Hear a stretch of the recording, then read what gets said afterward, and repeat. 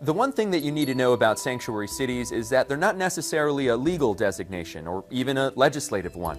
They're given that label because of the perception that they are not enforcing federal immigration law. There are more than 200 cities or jurisdictions in the United States that are labeled sanctuary cities. They're called sanctuary cities because the mayors of these cities or leaders of these jurisdictions do not require local law enforcement to ask a person's immigration status when they're detained or they're arrested.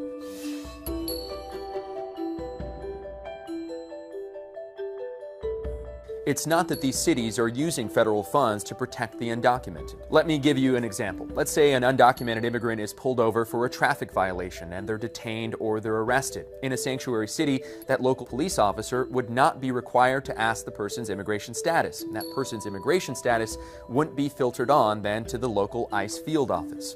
This is deeply frustrating for conservatives who say, what's the harm in local law enforcement officials from asking just one more question of the person that they detain or they arrest?